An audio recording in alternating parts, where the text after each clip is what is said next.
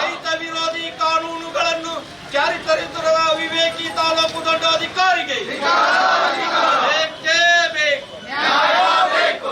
ಏನೋ ಇವತ್ತು ದೇವನಹಳ್ಳಿನಲ್ಲಿ 4177 ಎಕರೆ ಭೂಮಿಯನ್ನ ವಾಪಸ್ ಕೊಟ್ಟಿದೆ ರೈತರಿಗೆ. ಅಂದ್ರೆ ರೈತರ ಜಮೀನುಗಳನ್ನ ವಶಪಡಿಸ್ಕೊಳ್ಳದೆ ಬಿಟ್ಟಿರೋದನ್ನ ಸ್ವಾಗತಿಸ್ತಾ ಈ ರಾಜ್ಯದಲ್ಲಿ ಇರ್ತಕ್ಕಂಥ ಎಲ್ಲ ರೈತರಿಗೆ, ಹಿಂದುಳಿದವರಿಗೆ, ದಲಿತರಿಗೆ ಭೂಮಿಯನ್ನ ವಶಪಡಿಸ್ಕೊಳ್ಳೋದು ಬಿಟ್ಟು ಕೈಗಾರಿಕೆಗಳಿಗೆ ಬೇರೆ ಪ್ರದೇಶಗಳಿಗೆ ಹೋಗಿ ಕೊಡಬೇಕು. ಮತ್ತೆ ಯಾವುದೇ ಕಾರಣಕ್ಕೂ ಫಲವತ್ತಾದ ಭೂಮಿಯನ್ನ ಬಲವಂತದಿಂದ ಕಿತ್ಕೊಳ್ಳುವಂತ ಕೆಲಸ ಮಾಡಬಾರ್ದು. ಇವತ್ತು ಏನು ರೈತ ಹುತಾತ್ಮರ ದಿನಾಚರಣೆ ಪ್ರಯುಕ್ತ ಆ ದೇವನಹಳ್ಳಿ ಯಶಸ್ಸಿನ ಅವ್ರಿಗೆ ಅರ್ಪಿಸ್ತಾ ಇದೀವಿ, ಆ ಹುತಾತ್ಮ ರೈತರಿಗೆ. ಮತ್ತೆ ಸರ್ಕಾರ ಇನ್ನೂ ಕೂಡ ಕೃಷಿ ಭೂ ಸುಧಾರಣಾ ಕಾಯ್ದೆಯನ್ನು ವಾಪಸ್ ತಗೋಬೇಕು. ಈಗಾಗಲೇ ಚುನಾವಣೆಯಲ್ಲಿ ಅವ್ರು ಭರವಸೆ ಕೊಟ್ಟಿರೋ ಪ್ರಕಾರ ಕೃಷಿ ಮಾರುಕಟ್ಟೆ ಇಲಾಖೆ ತಿದ್ದುಪಡಿಯನ್ನು ಕೈ ಬಿಡಬೇಕು.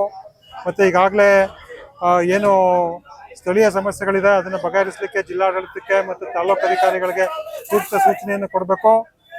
ಸರ್ಕಾರ ರೈತರಿಗೆ ಬರೋ ಕೆಲಸ ಮಾಡಬೇಕು ಅಂತ ಹೇಳಿ ಒತ್ತಾಯಿಸ್ತಾ ಚಾಮರಾಜನಗರದಲ್ಲಿ ಈಗಾಗಲೇ ಒಂದು ಮೂಲ ಸೌಕರ್ಯಗಳ ಕೊರತೆ ಬಹಳಷ್ಟಿದೆ. ಅದನ್ನು ವಿರೋಧಿಸಿ ಇವತ್ತು ಚಳವಳಿ ಕಾರ್ಯಕ್ರಮದಲ್ಲಿ ಅದು ಕೂಡ ಒಂದು ಅಂಶವಾಗಿ ಸೇರಿಸ್ಕೊಂಡು ಆ ನಗರಾಭಿವೃದ್ಧಿ ಕಮಿಷನ್ ಬರಬೇಕು, ಮತ್ತೆ ಈ ಭಾಗದ ಸಮಸ್ಯೆಯನ್ನು ಪರಿಹರಿಸಬೇಕು ಅಂತ ಒತ್ತಾಯಿಸ್ತೀನಿ. ಮಹೇಶ್ ರೈತ ಹುತಾತ್ಮರಾಗಿ 45 ವರ್ಷ ಆಯ್ತು. ಇವತ್ತು ಅವರಿಗೆ ನಾವು ಮೌನವನ್ನು ಆಚರಿಸಿ ಮೌನ ಆಚರಿಸಿದ್ನು. ಮತ್ತು ಅದಲ್ಲದೆ ಇವತ್ತು ಏನು 45 ವರ್ಷವಾದ ಅಭಿವೃದ್ಧಿ ಕಾರ್ಯಗಳು ನಡೀತಾ ಇಲ್ಲ. ಒಂದು ಜಿಲ್ಲೆಯಲ್ಲ, ರಾಜ್ಯವಲ್ಲ, ದೇಶದಲ್ಲೂ ಕೂಡ ಎಲ್ಲೂ ನಡೀತಾ ಇಲ್ಲ ಸರಿಯಾದ ಅಭಿವೃದ್ಧಿ ಕಾರ್ಯಗಳು. ಆದ್ರಿಂದ ಇಷ್ಟು ವರ್ಷವಾದ್ರೂ ಮಾಡೋಕ್ಕಾಗಿಲ್ಲ. ಉದಾಹರಣೆಗೆ ಹೇಳ್ಬೇಕು ಅಂದ್ರೆ 40 ವರ್ಷದಲ್ಲಿ ಏನು ಕಬಿನಿ 2ನೇ ಹಂತ ಜಾರಿ ಮಾಡಿದ್ರು. 2ನೇ ಹಂತ ಜಾರಿ ಮಾಡಿ ರಾಮಕೃಷ್ಣ ಹೆಗಡೆ ಮುಖ್ಯಮಂತ್ರಿ, ಹೋಮ್ ಮಿನಿಸ್ಟರ್ ವೀರಾಚನವರು ಮತ್ತು ನೀರಾವರಿ ಮಂತ್ರಿ ದೇವೇಗೌಡ, ನಜೀರ್ ಸಾಬ್ ಪಂಚಾಯತ್ ಮಂತ್ರಿ, ಈಗಿರುವಂತ ಮಹದೇವಪ್ಪ MLA ಆಗ ಅವ್ರ ಮಗ MP ಆಗಿದ್ದಾನೆ. ಈಗ ಉನ್ನತ ಮಟ್ಟದಲ್ಲಿರೋ ಮಹದೇವಪ್ಪ ಕೂಡ ಅವ್ರಿಗೂ ಕೂಡ ಗಮನಕ್ಕೆ ತಂದಿದ್ದೀವಿ. CM ಸಿದ್ದರಾಮಯ್ಯನವ್ರಿಗೂ ಕೂಡ ನಾವು ಗಮನಕ್ಕೆ ತಂದಿದ್ದೀವಿ. ಕಬಿನಿ 2ನೇ ಅಂತ 39 ವರ್ಷ ತುಂಬಿತು, 40 ವರ್ಷ ಕಾಲಿಡ್ತಾ ಇದೆ.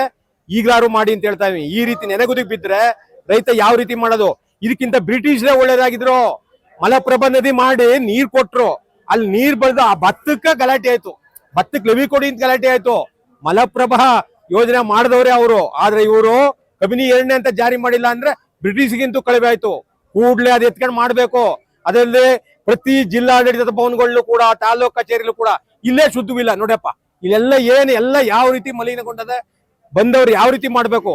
ಆದ್ರಿಂದ ಪ್ರತಿ ಜಿಲ್ಲಾಡಳಿತಗಳು ಕೂಡ, ಎಲ್ಲಾ ರಾಜ್ಯದ ಜಿಲ್ಲಾಡಳಿತ ಕೂಡ ಎಲ್ಲ ಶುದ್ಧವಾಗಿರಂಗೆ ಶೌಚಾಲಯಗಳ ವ್ಯವಸ್ಥೆ ಪ್ರತಿಯೊಂದು ಮಾಡ್ಬೇಕು, ರಸ್ತೆಗಳು ಮಾಡ್ಬೇಕು. ಅನುದಾನಗಳು ಬೇಕಾದಷ್ಟಿವೆ, ಮಾಡಕ್ಕಾಯ್ತಾ ಇಲ್ಲ.